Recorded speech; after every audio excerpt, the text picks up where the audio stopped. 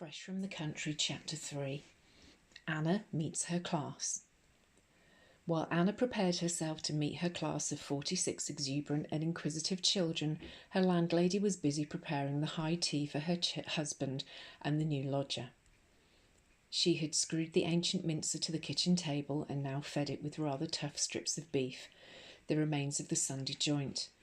There was not very much, to be sure, but Mrs. Flynn's pinch penny spirit had been roused to meet this challenge, and the heel of a brown loaf, a large onion, and tomato on the table were ominous portents for the rest of the proposed cottage pie.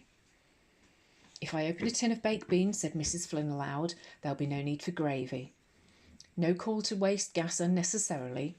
She pursed her thin lips with satisfaction, remembering with sudden pleasure that she had just purchased the beans at a reduced price as this week's amazing offer at the local grocer's.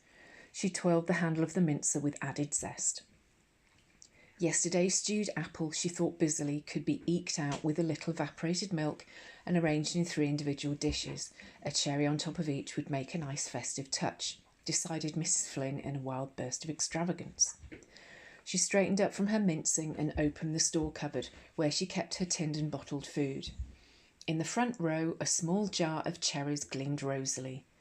For 1 long minute, Mrs. Flynn studied its charms, torn between the opposing forces of art and thrift. Victory was accomplished easily.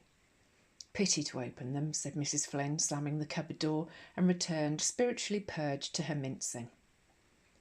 Anna watched her class file in a ragged 2x2 column through the doorway of her classroom. Miss Enderby, large and imposing, a professionally bright smile curving her mouth, stood beside her and kept up a brisk flow of directions. "Choose any desks, dears. Yes, you may sit by Bobby if you can behave yourself, Arnold. No, I don't want to see birthday cards now, dear. Nor dinner money, nor your tortoise's egg. Put it on the windowsill, dear, in the cool." She clapped her hands with a sudden deafening report, making Anna and several of the children start nervously. "All behind chairs. Quickly now, I want to introduce you to your new teacher." There was a noisy shuffling of chairs and an upheaval of those who had already taken their seats and now must struggle from them. Under cover of the confusion, Miss Enderby inclined her well-corseted figure sideways towards Anna and whispered, "This may seem a little formal to you after the advice you had at college for free movement in the classroom and so on, but we must have a little order with these large numbers." Anna nodded agreement. To her bewildered senses, the scene presented chaos incarnate. Another thunderous clap from Miss Enderby brought some appreciable quietening of the uproar. "Right, behind chairs," boomed the headmistress, "and standing on 2 feet. That's better." By now an unholy hush had fallen upon the classroom. Outside, Anna could hear the whirring of a cement mixer. It sounded uncomfortably close at hand, and later that morning she realised that it was just below her window and likely to keep up its merry din for most of the term. The children fixed their eyes unwinkingly upon Anna. Anna gazed back warily, feeling as helpless as a jellyfish exposed to the proddings of innumerable sharp sticks. "Now, children," began Miss Enderby firmly, "you are very, very lucky this term to have Miss Lacey for your new teacher." Anna gave a watery smile. The children's faces were unmoved. "Miss Lacey," repeated Miss Enderby with emphasis. "Can you say that?" "Miss Lacey," chorused the class obediently. "Perhaps you could say 'Good morning' to your new teacher," suggested Miss Enderby with massive archness. "Good morning, Miss Lacey," came the polite chorus. "Good morning, children," responded Anna in a croak which bore no resemblance to her normal voice. The civilities over, Miss Enderby motioned to the children to take their seats, which they accomplished with the same deafening uproar as before.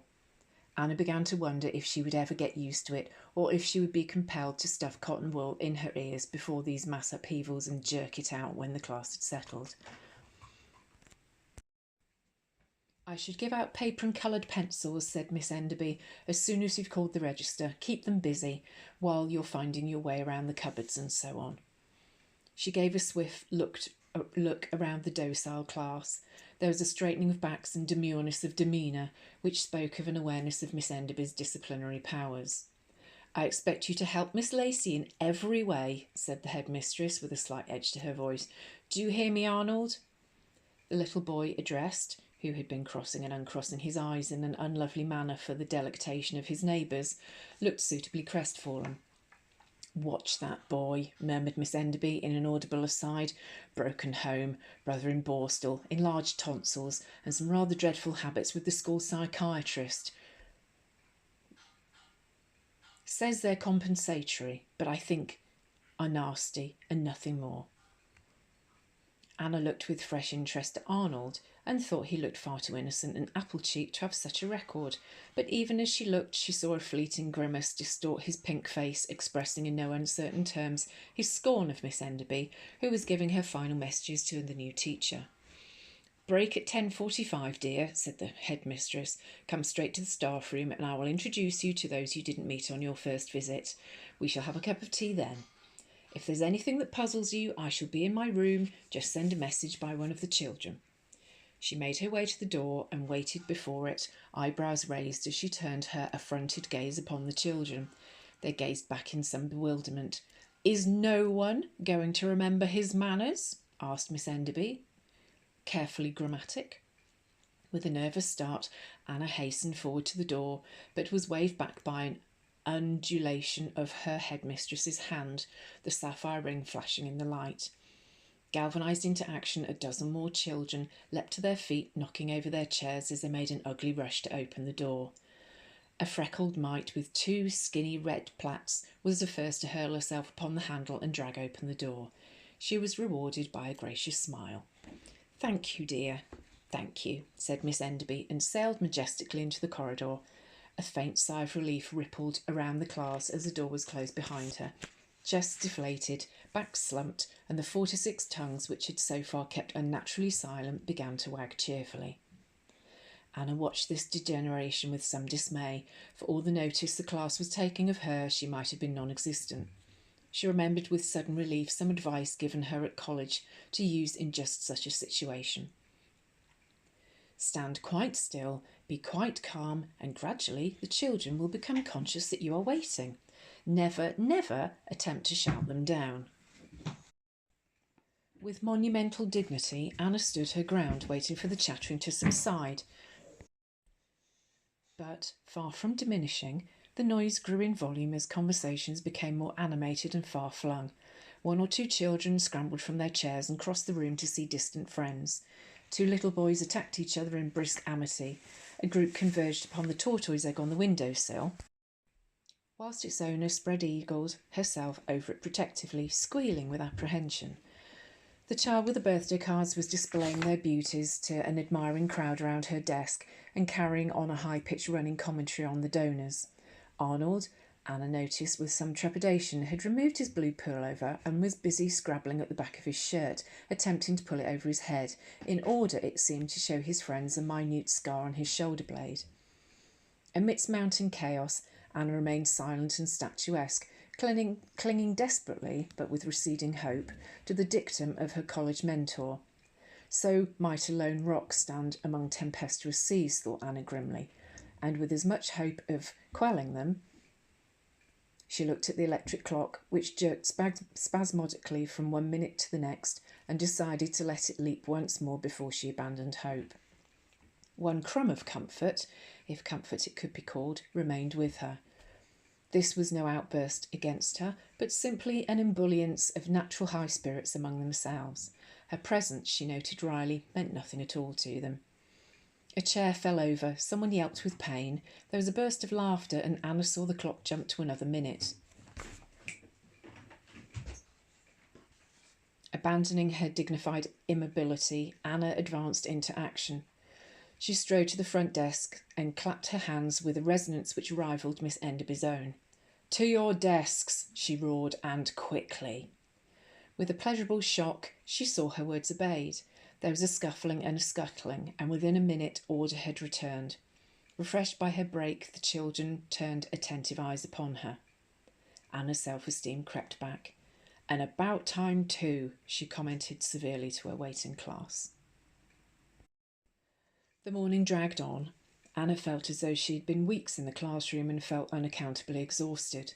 The thought of break and tea at 11:15 gleamed in the distance. She had called the children's names and marked her register with care. Fearful lest uproar should break out again, she had kept her voice stern and her face unsmiling. She had mispronounced one or two names and quelled the resulting sniggers with her most daunting glances. This was not how she had envisaged meeting her new charges. She had meant to advance with happiness and confidence, as she had been told to do so at college, but she felt neither at the moment and guilty into the bargain. Two bustling, self-important little girls had given out paper and pencils to the rest, and the class settled itself, with only a minor buzzing, to filling its empty sheets with horses, ballerinas, cowboys, and anything else which engaged its attention, leaving Anna free to roam up and down the aisles and to look from the windows upon the windy, sunlit wastes of the new suburb which surrounded the school.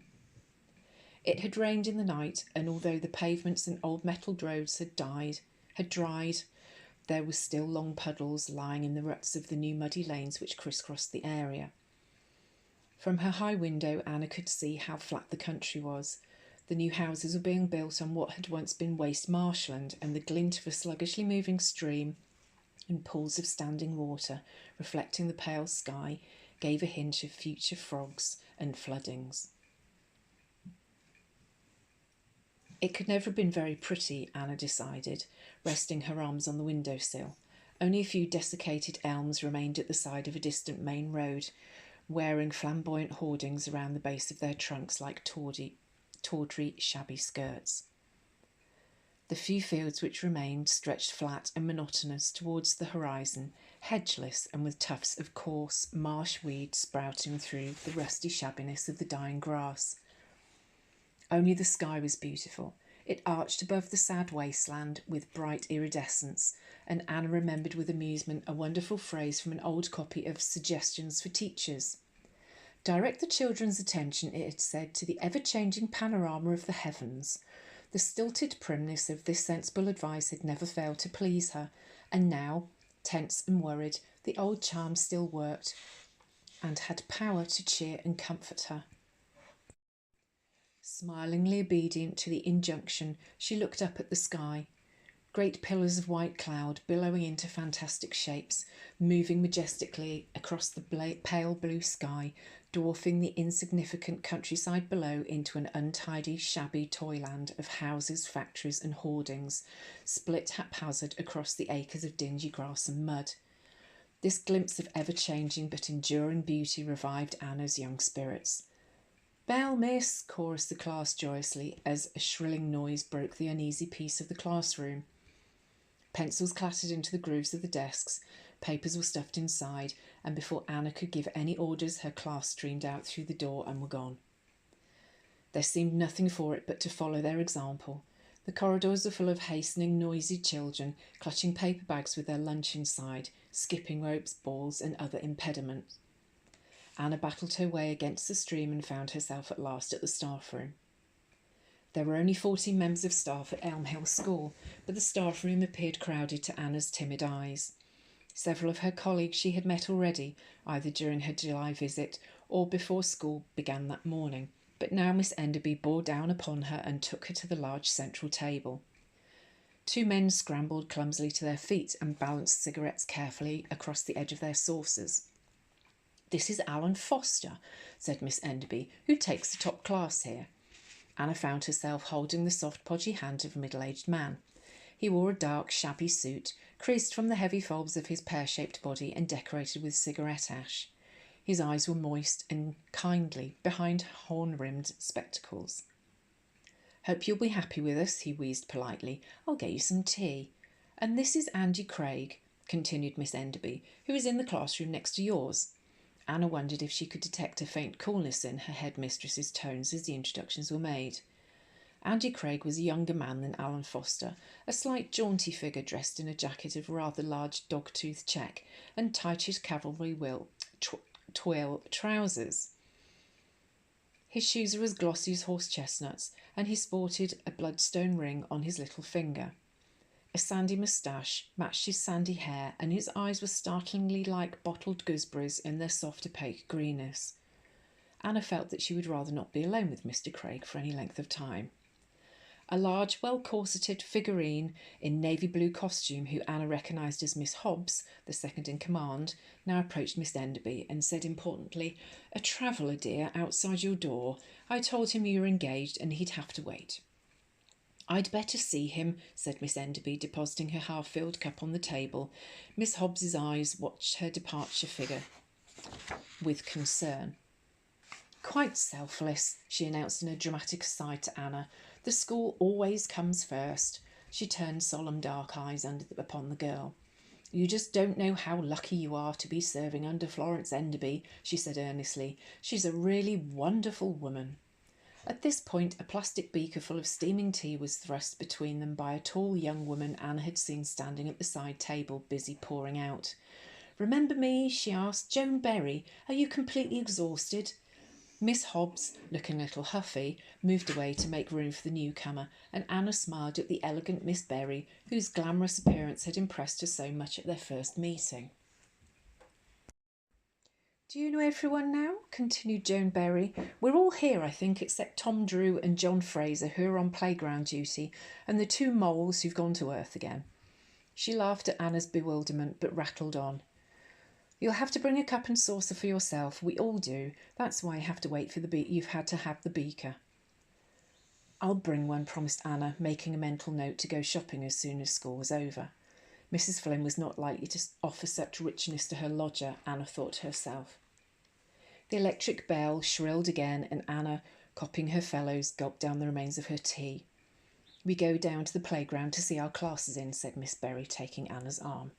"Tell me about the moles," began Anna as they descended the stone steps. "Hush," whispered her companion. "Too many ears about now. But I warn you, my dear, they're a very rum lot at Elm Hill, very rum indeed."